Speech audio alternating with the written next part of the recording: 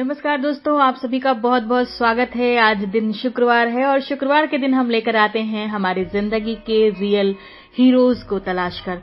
और आज हमारी जिंदगी में एक और रियल हीरो जुड़ गया है और ये रियल हीरो जो जुड़ा है वो कला की नगरी, जहां हम जाते हैं तो पाते हैं कि वहां की कला हर जगह बड़ी प्रसिद्ध है। मधुबनी बिहार से है। मधुबनी बिहार से आज के हमारे रियल हीरो आप सबके साथ जुड़ेंगे। और उससे पहले हम जुड़ें तो बता दें कि ये रियल हीरो हमारी जिंदगी के क्यों हैं। दोस्तों, हम सब ने एक फिल्म देखी थी, बजरंगी भाईजान, जिसमें एक छोटी सी बच्ची दूसरे देश से किसी तरह से बॉर्डर के इस पार आ जाती है। ना उसकी बोली भाषा समझ में आती है, ना उसका खान पान समझ में आता है। फिर पता चलता है कि वो दूसरे मुल्क की है और इस तरीके से उसको उसके मुल्क तक, उसके अपनों तक पहुंचाने की कवायद जोड़ लेती है और फाइनली उसे पहुंचाया जाता है। दृश्य वहां पर देखने लायक होता है जब वो बच्ची अपने घर वालों तक पहुंचती है तो जो माता पिता के चेहरे पर जो आंखों में आंसू होता है और पहुंचने के बाद छोड़ने वाले की वापसी जो होती है, जो एक रिश्ता, एक जो बॉन्डिंग बन जाती है, क्या कहने। ऐसे खूबसूरत रिश्तों का नाम ही है जिंदगी और ऐसे लोगों को ही हम हमारी जिंदगी के रियल हीरोज कहते हैं। तो चलिए आज के हम रियल हीरो से मिलें तो जानेंगे कि ये सफर उसने कैसे तय किया है। स्वागत करते हैं हमारे आज के रियल हीरो का, मंटू जी का। मंटू कुमार, उनका स्वागत करेंगे दो पंक्तियों के साथ। ये पंक्तियां उनके कार्य को परिभाषित करती हैं। दर बदर ठोकरें खाई तो ये मालूम हुआ, घर किसे कहते हैं, क्या चीज है बेघर होना। जी हाँ दोस्तों, ये पंक्तियां इसलिए भी कही हमने, हमारे आसपास, हमारे गांव, शहर, तमाम जगहों पर युवा होते बच्चे किशोरावस्था में या कम उम्र में ही घर से नाराज होकर कई बार घर छोड़कर निकल जाते हैं। उन्हें पता ही नहीं होता है कि वो किस दिशा में जा रहे हैं और वो कहीं और पहुंच जाते हैं। बड़ा मुश्किल होता है जब वो कहीं और पहुंच जाते हैं तो उनकी जिंदगी का संभलना। कभी वो अपराधी बन जाते हैं, कभी वो शोषित हो जाते हैं और कभी वो तमाम लोगों का शिकार हो जाते हैं। तो ऐसे बच्चों को नई जिंदगी देकर, उनके जीवन में उनका अपना घर लौटाकर, वाकई ये एक बेहतर कार्य है। तो मंटू जी, आपका बहुत बहुत स्वागत है हमारे आज के इस एपिसोड में। मैडम, आपका भी बहुत बहुत धन्यवाद जो आपने मुझे इस पात्र समझा। रेडियो जंक्शन के सभी श्रोताओं का भी हार्दिक अभिनंदन। जी जी मैडम, मैं मधुबनी बिहार से, मेरा नाम मंटू कुमार है। जी जी, मैं बाल कल्याण समिति में एज ए मेंबर के रूप में कार्य कर रहा हूँ। विगत 3 वर्षों से मैंने लमसम 200 बच्चों को घर पहुंचाया है और अभी भी यही कार्य कर रहा हूँ, क्योंकि मेरे माता पिता ये एक संस्कार दिए हैं कि लोगों का भला करना। इसीलिए मैं आज तक अभी तक करते आ रहा हूँ और मैं प्रण लिया हूँ कि सारे जितने भी सीसीआई में बच्चे हमारे मधुबनी जिला में रह रहे हैं, उन सारे बच्चों का घर खोज कर देना मेरा कर्तव्य है। इसीलिए मैं जब भी सीसीआई में जाता हूँ तो मैं भावुक हो जाता हूँ उन बच्चों को देख के, उन पेरेंट्स को देख के जिनके बच्चे अभी खो चुके हैं, उनके परिवार से बिछड़ गए हैं। वैसे बच्चों का हम लोग पता करते हैं और दिन रात अथक प्रयास करते हैं कि उन बच्चों को अपने परिजन मिल जाए। जी, बहुत अच्छा प्रयास है और इस प्रयास को सुनकर ही जो है अच्छा लगता है कि माँ बाप से बच्चों का बिछुड़ना माँ बाप के लिए जितना कष्टकारी होता है, उतना ही बच्चों का अपने घर से बेघर हो जाना कष्टकारी होता है, क्योंकि उनकी सही परवरिश होगी कि नहीं, इस बात की जिम्मेदारी कोई नहीं दे सकता। और हमारे देश का होनहार भविष्य किन जगहों पर पहुंचता है, या बाल सुधार गृह में या बाल संरक्षक गृहों में रहकर उन्हें शायद ही एक सीमित संसाधन मिल पाते हैं जिसमें उनका निखार कितना हो पाएगा ये सुनिश्चित करना। और दूसरी बात कि मन जो अपनों के न होने की वजह से अकेला अपने आप को पाता है, उसकी कमी किसी भी गृह में जो है नहीं पूरी की जा सकती। तो आपका निश्चित रूप से प्रशंसनीय कार्य है, इसके लिए आपको दिल से सलाम है। तमाम हमारे श्रोता साथियों ने भी आपको शुभकामनाएं भेजी हुई हैं, जिसे हम बाद में कार्यक्रम में शामिल करेंगे। तो आपके सफर में सबसे पहले तो हम ये जानना चाहेंगे कि आप ये कार्य अकेले करते हैं या आपके साथ और भी लोग जुड़े हुए हैं?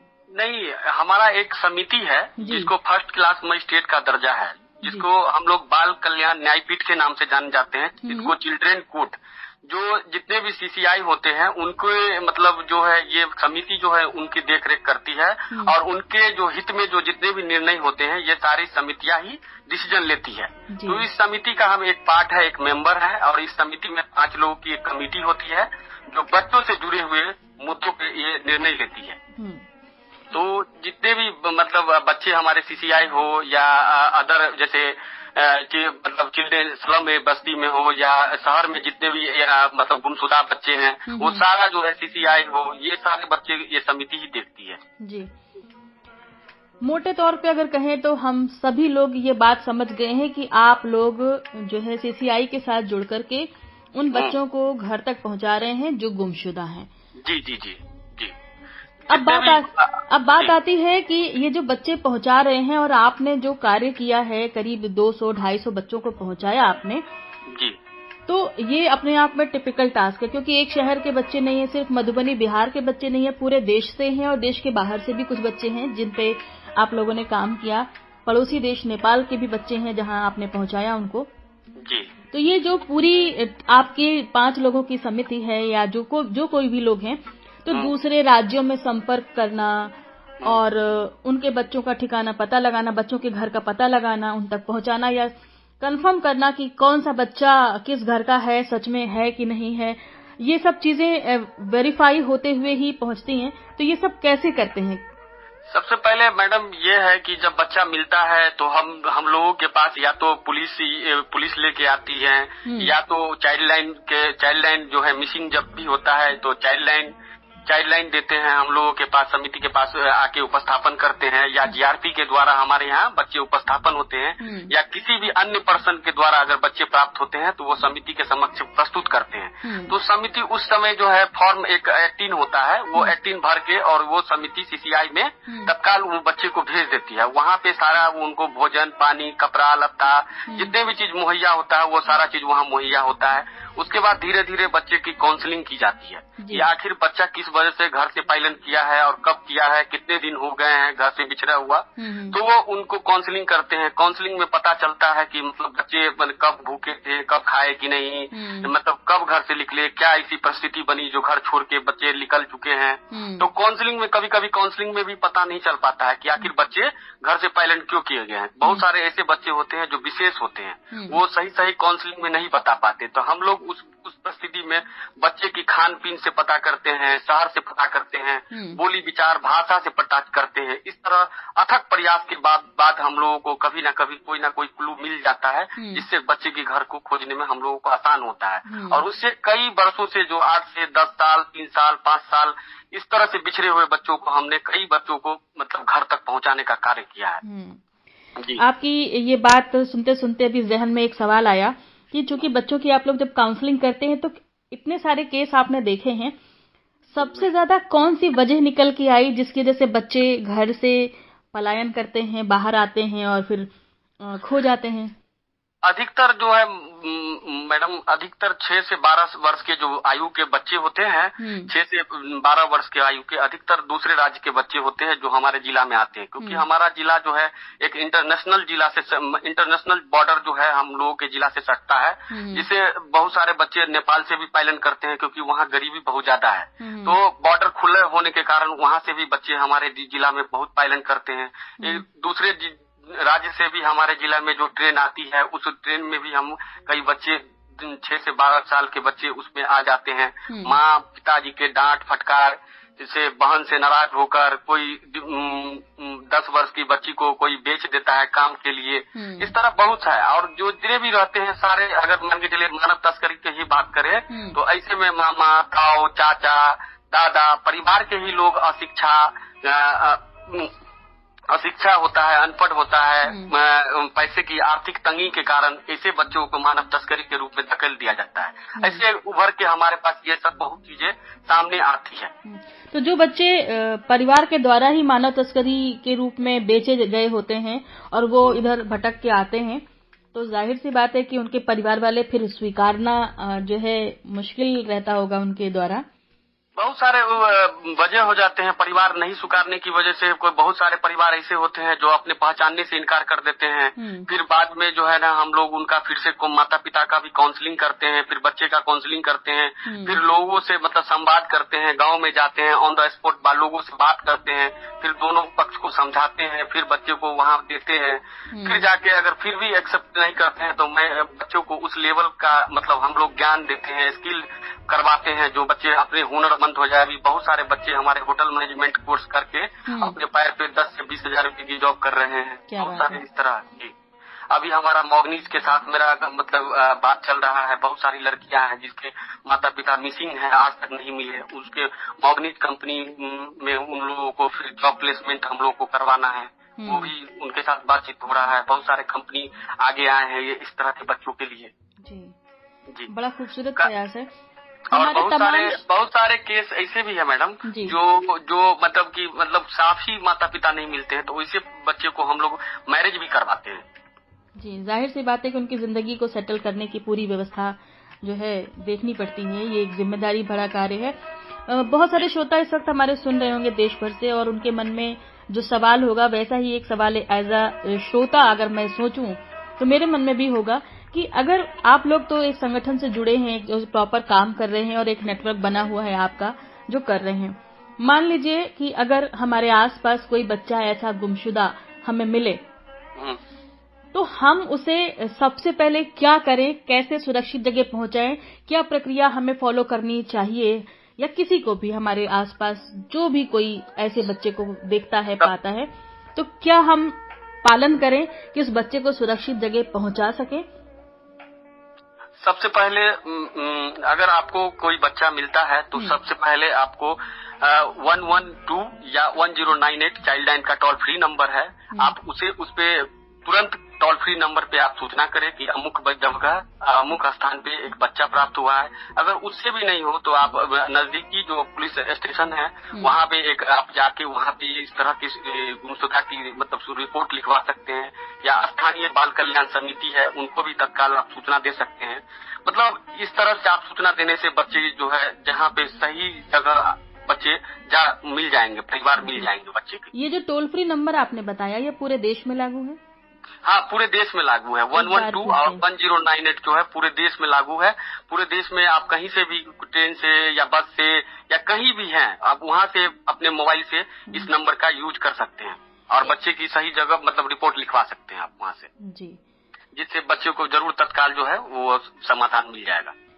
दोस्तों ये नंबर आपके लिए है 112 और 1098। ये टोल फ्री नंबर है जिन पर आप कॉल करके उस बच्चे को सुरक्षित जगह पहुंचा सकते हैं।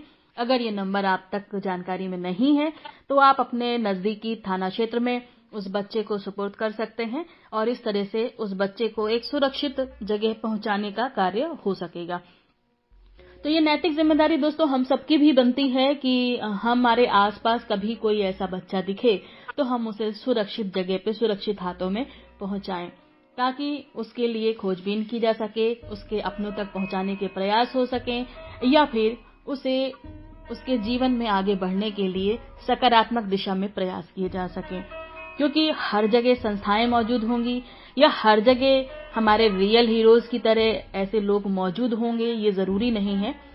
तो हमें खुद भी बनना होगा रियल हीरो अपने आसपास का, और यही वजह है कि ये कार्यक्रम हम लेकर के आते हैं ताकि आपको न सिर्फ प्रेरणा मिल सके बल्कि समाधान और सुझाव भी मिल सके। मंटू जी, ये आपने जो सारी चीजें बताई, इसके अलावा अगर हम बात करें तो जो बच्चों की दिशा है, जो बच्चे पहुंच जाते हैं अपने घर तक, उनसे आपके फीडबैक बाद में मिलते हैं? मैडम जितने भी आज तक हमारे बच्चे मतलब जो पेरेंट्स के पास गए हैं तो सारे बच्चे का हम लोग यहाँ से फ्लॉप करवाते हैं। मतलब वहाँ के जो बाल कल्याण समिति है होते हैं तो यहाँ से हम लोग हर मंथली या त्रैमासिक जो है वहाँ से हम लोग फ्लॉप रिपोर्ट वहाँ भिजवाते हैं कि आखिर वो बच्चे कैसे रह रहे हैं, अच्छे से रह रहे हैं या नहीं रह रहे हैं। तो वहाँ के जो बाल कल्याण समिति होते हैं वहाँ जो है सामाजिक कार्यकर्ता के माध्यम से वहाँ उस बच्चे का फ्लॉप रिपोर्ट लेके और हम लोगों को सपुर्द करते हैं। हर 3 महीने पे आपको रिपोर्ट मिलती है उन बच्चों को? हाँ, मिल जाती है। तो हम लोग इस तरह से 2 साल तक कम से कम फ्लॉप करवाते हैं बच्चों को जी। जी, जिससे हमें सारी जानकारी मिलती रहती है बच्चे के बारे में। अच्छा, ऐसा कोई आपका केस जो आपको सबसे ज्यादा भावुक कर गया हो? एक केस है मैडम जो भावुक है। एक बच्चे है जो हमारे मधुबनी डिस्ट्रिक्ट के ही थे, जो वो ट्रेन में जाने के क्रम में वो जो है अपने माता पिता से बिछुड़ गए और उनके माता पिता उसको मृत मान लिए थे। मतलब उसका जो है क्रियाक्रम जितने भी होते हैं सारा वो क्रियाक्रम कर लिए हुए थे। क्या मेरी बेटी मर गई, आप नहीं मिलेगी। 8 साल हो चुका था और वो कभी बहुत प्रयास किया, वो नहीं मिल पाया। तो एकाएक जो है एक बार हमें भागलपुर से पूर्णिया से फोन आया अधीक्षिका की, बाल का गृह अधीक्षिका की, कि सर बच्चे जो है सिर्फ मधुबनी के एक गांव का नाम बता रहा है और माता पिता का नाम नहीं बता रहा है। तो हमने उनसे पूछा कि क्या कोई प्लेस बता रहा है, लोकेशन बता रहा है, मंदिर या मस्जिद? तो बोला कि सर दुर्गा मंदिर बता रही है और इस गांव में। तो बहुत पता किए, बहुत मुखिया सरपंच सबसे पूछे तो कोई इस नाम का व्यक्ति ही नहीं बता रहा था। कितने पूछे कि मतलब कि इस बच्ची जो है इस टाइप का कोई गांव में गुम हुआ है कि नहीं, थोड़ा पता कीजिए। बहुत पता करने के बाद पता चला कि इस गांव में जो है ना कुछ साल पहले गांव वहां से ट्रेन से जा रहा था तो उसकी बच्ची गुम हो गई। तो जिस आदमी को हमने उस गांव में भेजा तो उस गांव के लोग उस आदमी को ही घेर लिया कि नहीं यही मेरी बच्ची को रखे हुआ है। फिर हमने फोन से उसको समझाया, फिर बच्ची पूर्णिया से हम लोगों ने मंगाया रिपोर्ट से, फिर आया तो आज वो देख के उसके माता पिता को मतलब वो प्रफुल्लित उठे, ये हमारी बेटी का हमारे सामने है। तो इस तरह से हमने बहुत सारे केसेस को हल किया है। इस टाइप से बहुत सारे बच्चों को घर पहुंचाया है। आज वो बच्चे हम कहीं देखते हैं तो हमें भी मन में खुशी होता है कि काश हम इस टाइप के काम कर रहे हैं आज समाज में। अच्छा, आप जो कार्य कर रहे हैं निश्चित रूप से आप बहुत सारे लोगों के प्रेरणा स्रोत हैं और आपको आपके कार्य के लिए बहुत सारे सम्मान से सम्मानित किया गया है। राष्ट्रपति अवार्ड आपकी झोली में है, भारत सरकार के द्वारा राष्ट्रीय युवा पुरस्कार आपकी झोली में है, संयुक्त राष्ट्र के द्वारा समर्थित अंतर्राष्ट्रीय संस्था की ओर से कर्मवीर चक्र अवार्ड, बिहार सरकार के पूर्व उप मुख्यमंत्री रेणु देवी जी के द्वारा आपको सम्मानित किया गया है। राष्ट्रीय गौरव सम्मान 2021 में आपको मिला हुआ है और हमारी जो जानकारी उसमें बीपीएससी की प्रतियोगिता में जो किताबें हैं वहां पर आपको लेकर प्रश्न है, यानी प्रतियोगी परीक्षाओं में भी आपसे जुड़े सवाल अब शामिल होने लगे हैं। नेपाल में भी आपको सम्मानित किया गया है। तमाम जगह के सम्मान आपकी झोली में है। तो निश्चित रूप से बहुत सारे लोगों के लिए एक आइडियल पर्सनालिटी बने होंगे, अपने मधुबनी क्षेत्र में तो बने ही हैं और जहां जहां तक ये लोगों ने जाना होगा और हर माता पिता आपको सैल्यूट जरूर करता होगा दिल से कि हाँ बंदा नेक है और ये बच्चों को पहुंचा रहा है। क्योंकि माँ बाप की कड़ी जब बच्चों से जुड़ जाती है तो वहां पे सारी दुनिया एक तरफ और अपने बच्चे एक तरफ। ऐसे में बहुत सारे माता पिता या यूं कह ले हम सभी माता पिता की श्रेणी में आते हैं। संदेश क्या देना चाहेंगे उन सबको? हम सभी लोगों को तहे दिल से धन्यवाद करता हूं सबसे पहले कि जिनके बच्चे को हमने खोज पाया आज तक। मैं उनके माता पिता को भी धन्यवाद करता हूं कि आखिर कहीं ना कहीं उन लोगों का भी सहयोग है जो आज तक अपने बच्चे को कहीं ना कहीं कोई ना कोई गार्जियन अभी भी खोज रहे हैं, जिनके बच्चे अभी नहीं मिले हैं। हम उनके लिए हरदम मतलब तत्पर हैं उनके बच्चे को खोजने के लिए। और आपके चैनल के माध्यम से हम यही कहना चाहते हैं कि जो अपने बच्चे का आधार कार्ड नहीं बनाया है वो अपने बच्चे का आधार कार्ड बना ले। जिस बच्चे का आधार कार्ड अपडेट नहीं है उस बच्चे का आधार कार्ड अपडेट करा ले। जो कभी भी बच्चा हराएगा तो हम आधार कार्ड से उस बच्चे का ट्रेस निकालने में हम लोगों को थोड़ा आसान सहूलियत होता है। आधार कार्ड बनने से थोड़ा हम लोग जल्दी से जल्दी माता पिता तक पहुंच पाते हैं। तो यही संदेश देना चाहते हैं कि अपने बच्चे का आधार कार्ड बनवा लें। आपके इस नेक कार्य में किसी भी राज्य, किसी भी प्रदेश से अगर लोग जुड़ना चाहें और आपके इस कार्य में अपनी हिस्सेदारी, अपनी सहभागिता सुनिश्चित करना चाहें तो कैसे कर सकते हैं? बिल्कुल कर सकते हैं। मेरा फेसबुक पे पेज है मंटू कुमार के नाम से, वहाँ पेज पे फॉलो कर सकते हैं और उस पेज पे जाके हमें इनबॉक्स में जाके लिख सकते हैं कि मैं आपके साथ मिलकर काम करना चाहता हूँ। मुझे भी खुशी होगी कि उनके राज्य के जो भी केसेस होंगे मैं उनसे बात करके उनको हल करने में थोड़ा मुझे भी सहूलियत होगा। तो वो जुड़ सकते हैं, बेशक कोई दिक्कत नहीं है। मेरा फेसबुक पे नंबर है, मेरा नेम से पेज है, तो आप उस पे जाके मेरे इनबॉक्स पे लिख सकते हैं, कभी भी जुड़ सकते हैं, कोई दिक्कत नहीं है मैडम। एक आखिरी सवाल है मंटू जी, हमारा आखिरी सवाल है कि इतना खूबसूरत प्रयास है, आपकी समिति भी है, तो इसे विस्तार देते हुए आपकी जो समिति के जो पदाधिकारी हैं या जो लोग हैं, जो सदस्य हैं, काम करने वाले लोग हैं, इनके समूह क्यों नहीं बनाए जाते अन्य राज्यों में, ताकि आपकी एक टीम जो है हर राज्य में एक फोर्स की तरह मौजूद हो और इस चीजों को काम कर सके। इस पर कभी विचार किया?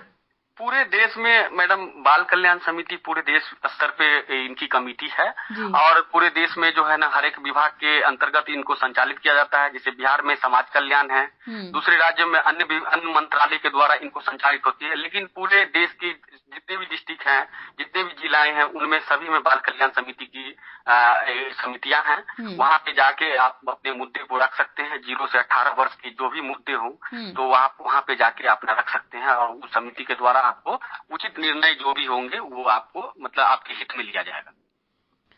जी, बहुत अच्छी जानकारी दी, और उम्मीद करते हैं हमारे श्रोता साथी जो भी सुन रहे हैं उन्हें ये जानकारी महत्वपूर्ण लगी होगी। तो जो लोग ऐसे कार्यों में जुड़ना चाहते हैं वो लोग जरूर अच्छे लोगों के साथ जुड़ें, प्रेरित होकर के, क्योंकि देश में रहकर ये कर्तव्य हम सभी का है कि हम एक अच्छे नागरिक होने के साथ साथ जिम्मेदार माता पिता हों, जिम्मेदार व्यक्ति बने अपने देश के, और अपने आसपास के जिम्मेदार सहपाठी बने, जिम्मेदार सहयोगी बने, जिम्मेदार पड़ोसी बने।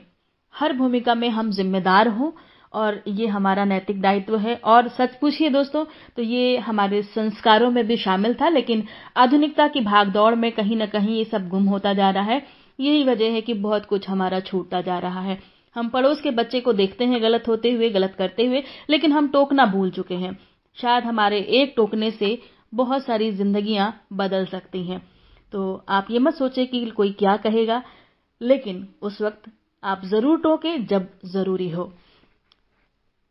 और मंटू जी, हम आपसे जो है यही कहना चाहेंगे कि आपका ये जो कार्य है ऐसे ही बढ़ता रहे, आपकी प्रतिष्ठा और मान ऐसे ही बढ़ता रहे, और जितने भी लोगों के घर आप पहुंच रहे हैं उनके बच्चों के साथ, निश्चित रूप से उनकी दुआएं, उनकी शुभकामनाएं आपके साथ हैं। हमारी भी शुभकामनाएं हैं, हमारे पूरे रेडियो जंक्शन परिवार के जितने भी श्रोता साथी हैं देश भर से, उन सबकी शुभकामनाएं आपके साथ हैं। और इन्हीं शुभकामनाओं के साथ बहुत बहुत शुक्रिया कि आज हमारे कार्यक्रम में रियल हीरो के रूप में जुड़े, और हमें भी गर्व महसूस हुआ आपसे जुड़कर। धन्यवाद। लाइफ में हो जो रेडियो जंक्शन, फिर दिल बोले no more tension. Radio junction, no more tension. Radio junction, no more tension.